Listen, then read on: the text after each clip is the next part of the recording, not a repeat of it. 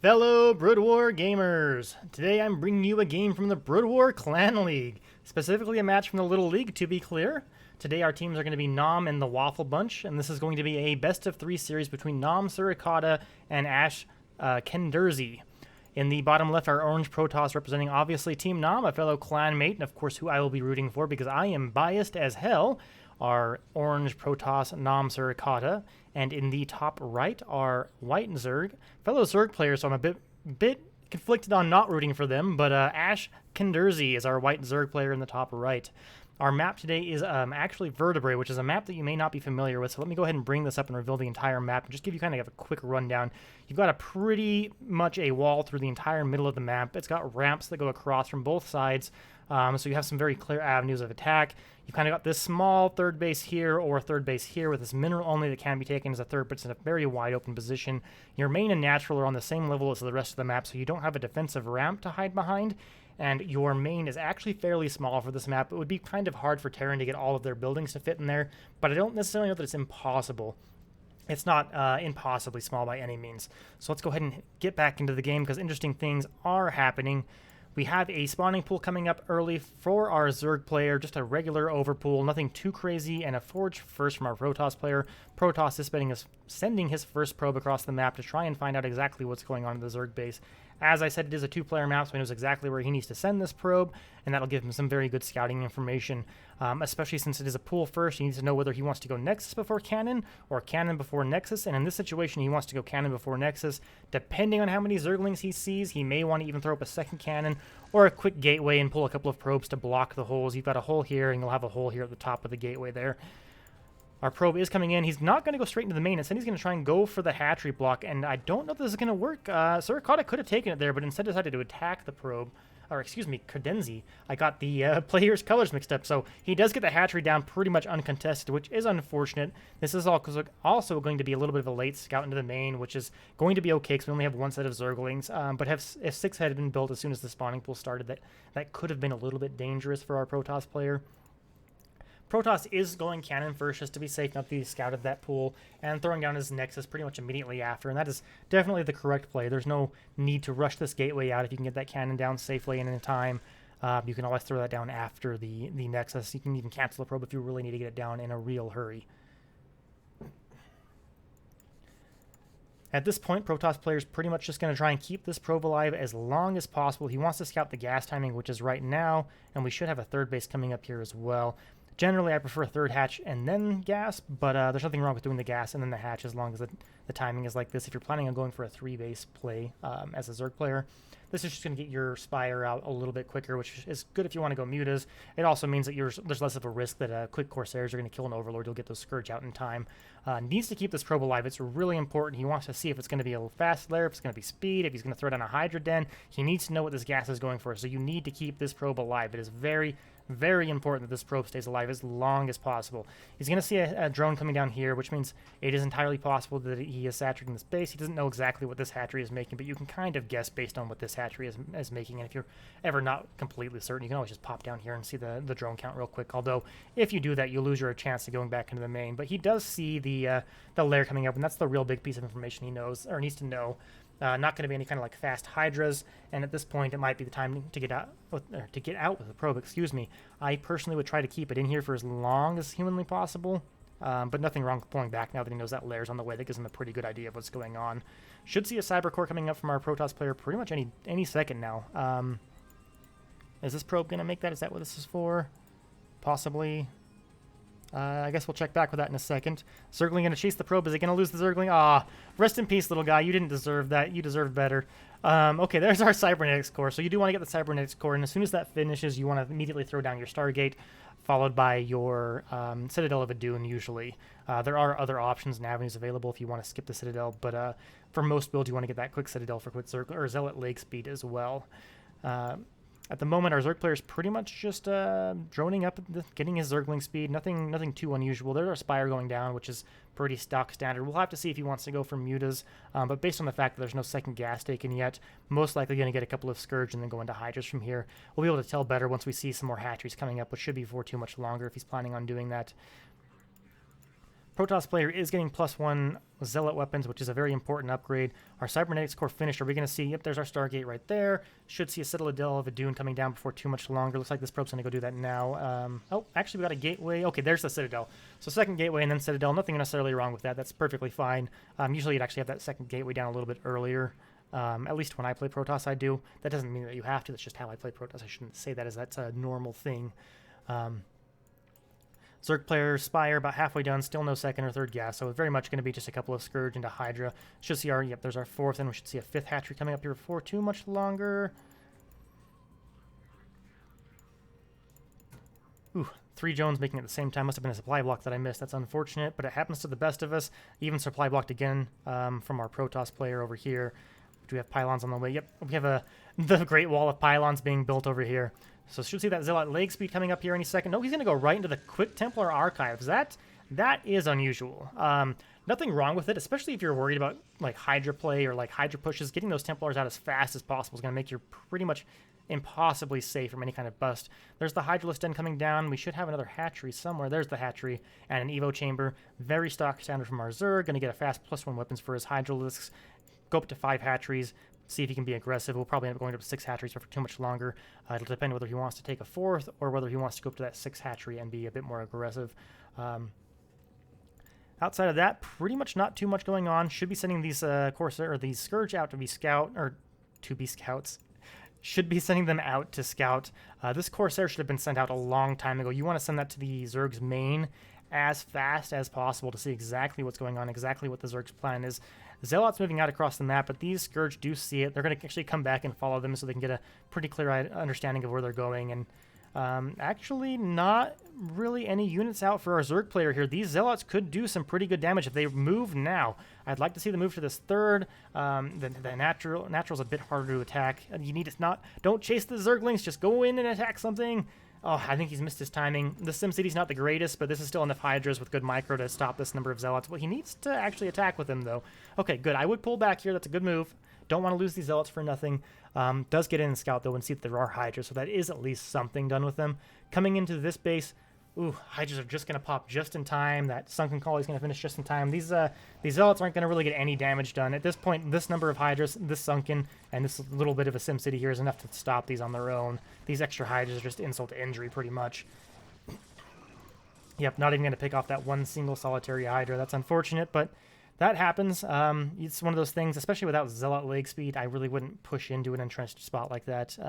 But you kind of risk it sometimes, and sometimes it pays off, sometimes it doesn't. There's no real reason to be hard on the Protoss player for trying to make that decision.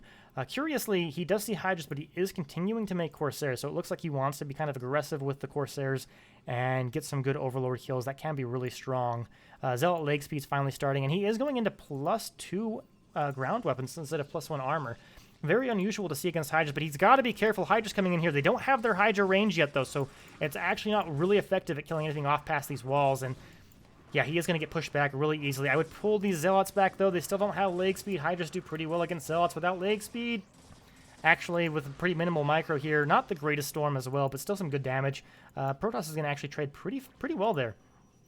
DT popping out, but with these Overlords and these Hydras here, there's not much that DT can do. He's going to just pull back and hide, see if he can sneak out some later point and try and go out on the map and look for extra bases, look for anything he can pick off.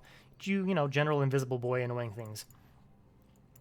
Zerg player is still sitting on the 5 hatchery, but I haven't seen Lurker Tech coming up yet, but we do have the missile attacks almost complete here, and that's a big upgrade for him. I do want to see, is that going to be... Okay, there we go. We got a 6 hatch and a second Evo chamber, so it looks like he's going to go very heavy on the Hydras. Generally, I prefer to be very aggressive with my 6 hatch, but that's not necessarily what you have to do. You can play 6 hatch kind of on the more defensive side, but you don't want to let the Protoss get a 3rd easily if you are going to go 6 hatch. Doing so is just not good. DT finally does get on the map. The Zerg did pull his Hydras back. Not sure why he did. It's nice to have them just here. If the Zerg or the Protoss goes to pull out, you can always just run away.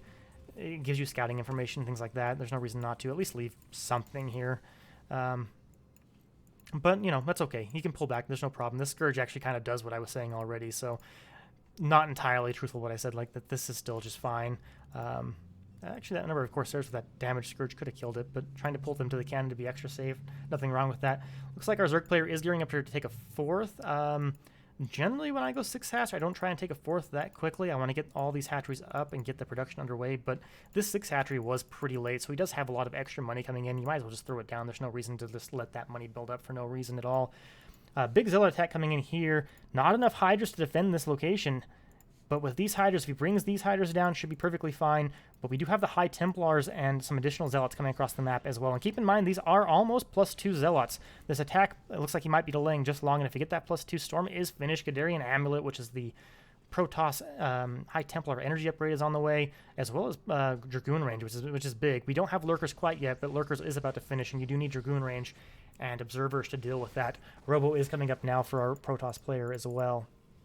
So should see that before too much longer. And oh no, this happens to all of us. It's horrible to see. You need to know. You notice, Cenderze,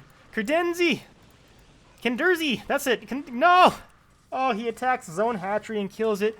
You hate to see it. Happens to the best of us. Huge flank here on the Hydras. Those sniping 2 of those High Templars before they can even get a storm off.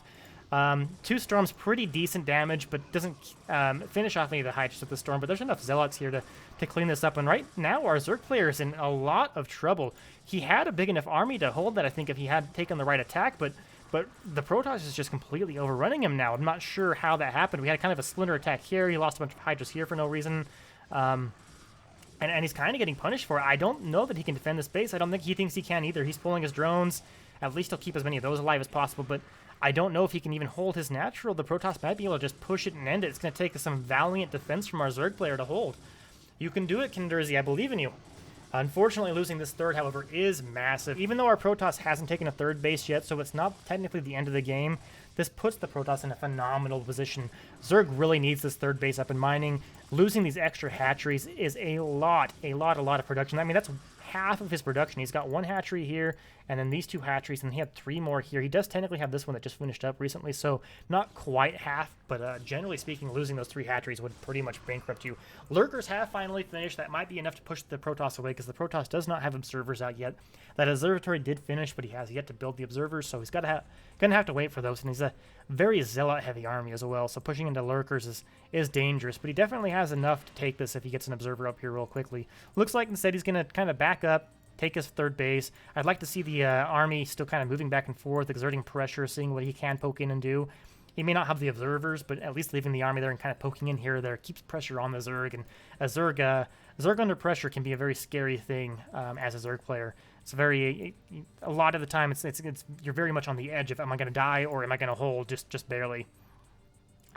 Mineral base is up and running. Would like to see some of those extra drones transferred that he took from the 3rd over there. And then I would like to see him actually maybe crawl his way up towards this base that this DT is going to check out. It's a very small, narrow choke that the Protoss has to push through. Coming in this direction, he has the high ground. Coming up to this base, there's a high ground. It's very difficult base to push and very easily defendable with Lurkers from our Zerg player. So I would like to see him try and reclaim this probably as quickly as he can. I think it's going to be a very easily defendable base, but he is down in supply by quite a bit. Protoss is up double the supply, and that is not a good position to be in. Zerg units can be extremely cost effective, but there are certain levels where it becomes almost impossible to be cost-effective enough, and this is definitely reaching one of those levels. Drones to probes isn't too bad, though. With his 3rd base coming up, I would like to see Suricatta kind of round out that probe count a little bit better, and he is building some probes right now, so I'd like to see him get up closer to 60, 65 if he can, if he's planning on taking this into the long game, which is looking like it's going to be. I do like this nice wall around his base. He's kind of outlining his base on the mini-map. This is where I live. Look at me. DT kind of poking up here. Doesn't quite see the base, but, I mean, it's just a quick jaunt over to look at it real quick if he needs to. I would like to see it parked right here, so if the drone does come up, it just is instantly snapped. It's very AFK micro. Looks like he pulled all of his drones from his natural over here, and then a bunch from his main. I guess he must have moved those 3rd base drones to his main, and then just kind of retransferred them around a little bit. Not the most efficient, but, you know, it's not a big deal. It's not the end of the world. You're not going to lose the game because of that.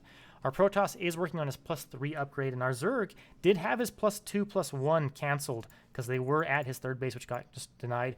Looks like he is planning on taking his new 4th base here, and I don't know how I feel about this. This is a lot of area to cover. I mean, this is narrow choke, kind of narrow choke, narrow choke, but that's still a lot of area to cover, and it's a lot easier from this side. Let me kind of back out to bounce around from here to here to here than it is to bounce from here to here to here. Like that's a lot more travel distance, so it's a lot easier for Protoss to poke in and try and find the weak spot from each of these locations. I don't feel like this is necessarily your best fourth location. Protoss is going to come in now, so we'll have to see what he can do. This is a very, very vulnerable position right now. They've only got a couple of lurkers here that are completely undefended, no hydras or backup. He does have observers, but the spore colony is going to... Oh, well, he's going to pull the observer back, so these lurkers aren't being detected right now, and that actually is pretty big. Oh, he has one, seeing if saw that observer there, saw that one. This one should see this one now, and now pick off that observer. You need to pick off that observer. Pick off this observer. Oh, this attack is just dangerous. He hasn't even used any storms yet. Oh, you can come forward and pick off these High Templars, so before they use their storms. Looks like he's going to do that. Oh, he gets the observer. That's big. Gets one of the High Templars. Oh, stick it out and commit. You got to get those High Templars, in my opinion. I don't think the Protoss is going to be able to break him here. Does he have a second observer? He does have a second observer. One did get sniped, but there is a second one alive. He's going to bring that forward now. 2 storms for a lurker. Not the most efficient thing, but I mean, storm is technically free. It's just an energy cost. Tries to get a pot shot on that observer. Does get it. That is the last observer that Protoss has over here, so that is the end of this push. Zerg is going to stay alive for now, but he once again loses his 3rd mining base, and this base is only just coming up, and he doesn't really have a strong way to defending it, and our Protoss, in the meantime, is taking his 4th down here at the 6 o'clock position, so our Protoss is kind of taking complete control of this game. Ooh, picks off one High Templar, picks off a second. Second one does at least get a storm off, get some decent damage, but these units will heal up, only actually kills one of the Hydras. Not sure why the Protoss is pulling back here. Once again, like... You don't need to have observers to pressure the Zerg. Just keep poking your units in. Stay just outside. I mean, you'll know exactly where the lurkers are once they attack. Just stay just outside of range. Poke them in. Keep that pressure up. There's no reason to pull these units all the way back to your main base. Looks like this Zergling was trying to attack this Dragoon all the way across the map. Sadly, he's going to get picked off for that. But it was a brave, brave moment. So our Protoss, to note, is going to be mining out of his main and natural pretty much now. So he is only going to still be on 2 base economy, but these are 2 fresh bases, and our Zerg doesn't have much left in his main or his natural. He will be mining out before too much longer. Zergs generally tend to mine out a little bit later. They have less saturation in their bases. But I mean, he's 2/3 of the way done, maybe 3/4 of the way done with both these bases, so that's a real bad spot to be in. 2 base versus 2 base is also just not the greatest. Zerg does not want to be in that position at all. It's not good. Little bit of lurkers down here, but I mean, they're completely undefended. If the Protoss just kind of comes up here and pushes, all 3 of these are going to die pretty much instantly before anything can get down there. If you're going to hold this, I would almost say pull them back in here behind a Sim City, and then you can bring in Hydras for the flank. Zooming out, I kind of almost wonder if, like, if the Protoss comes in here, I almost feel like it'd be better to come down here and hit from behind. I don't know. It's a really, really narrow map. Like, it's kind of wide open in a lot of ways, but also really narrow. There's a lot of super narrow chokeways and like, little points on this map that are, in a lot of ways, going to work to the Protoss' favor. I mean, we haven't seen the greatest of storms because he hasn't really needed storms, so he hasn't really been using the energy. But if he does initially get into a fight where the storm's going to be make or break, he has super good areas to hit storms. And this is kind of what I was talking about. These well, Observer didn't come in quite as fast. They got a couple of shots off, but they died pretty much instantly uncontested. You can't stop this base from going down any longer. He needs to pull these units back, I think. Maybe try and focus on getting this base back up and try and get this one. It's a lot less area to defend. You got here, here, here. And this is a really short back and forth for your Hydras. Looks like our Protoss may be trying to go in to break this, but this could be a big storm, though. Big, massive storm. We have Defilers out. He does have Consume, but he's not using it, and he really needs to lay down some Dark Swarms here over the Lurkers here. And the Zealots are the only thing that can attack Lurkers under Dark Storm, and Lurkers do really well against Zealots. You do need to have Hydras kind of blocking the Zealots from getting onto those Lurkers, but he has enough to effectively do that, and I think this might just be the end of the game. We do have Plague just finished up, but the Defiler doesn't even have energy to Plague, and even if he did Plague, I don't think it's going to matter. It looks like he's going to eat a Hydra and try and go for that Plague. Gets a... Ooh, not the greatest Plague. Only hits 4 units. That's unfortunate. But I don't think it's going to matter in this case. Our Protoss is pretty much running away with this game. He's got 4 bases up and running. He's pretty much beating down the Zerg's natural. I think we shall see... Yeah, there's the GG right there. A very good game. First game, best of 3 from these 2 players. So we'll go ahead and move on to our second game, and we'll have to see who comes out on top in this nOm versus the Waffle Bunch game.